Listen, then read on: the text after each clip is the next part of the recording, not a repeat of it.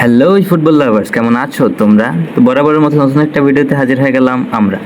আজকের ভিডিওতে আমি দেখাবো সঠিকভাবে পাস করার নিয়ম, কোন ক্যামেরা সেটিংস ঠিক করলে তোমরা সঠিকভাবে পাস করতে পারবে, পাস নেওয়ার কোনো সমস্যা হবে না, প্রো প্লেয়াররা কীভাবে পাস খেলে সেই বিষয় সম্পর্কে। তো চলো কথা না বাড়িয়ে ভিডিও শুরু করা যাক।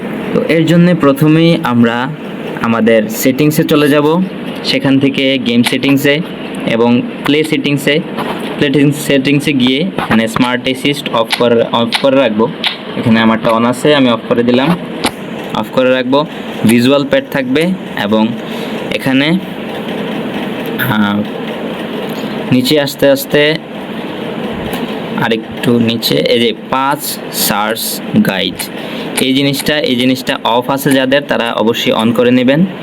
এটা অন করলে কি হবে, এটা অন করলে পাস নিয়ে সমস্যাটা অনেক কমে যাবে, কারণ এটা অন করার ফলে পাস সার্চ করবে, অর্থাৎ যেই প্লেয়ারটার কাছে দিবে ওই প্লেয়ারটার দিকে ওইটা থাকবে এবং অন্য কোনো প্লেয়ারকে ভুল করেও পাস করবে না।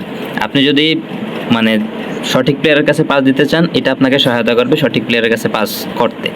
তো এটা হচ্ছে মেইন সেটিংস, এটা ঠিক করতে পারলেই পাসিংয়ে অনেকটা ইমপ্রুভমেন্ট হবে।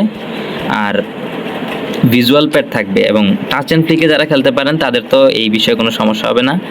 আর কার্সর চেঞ্জ যেটা আছে এটা অ্যাসিস্টেড থাকবে এবং মুভমেন্ট ইনপুট রেঞ্জ মিডিয়াম অথবা ন্যারো, যে কোনো দুইটার একটা দিতে পারেন আপনারা, এটা আপনাদের ইচ্ছা।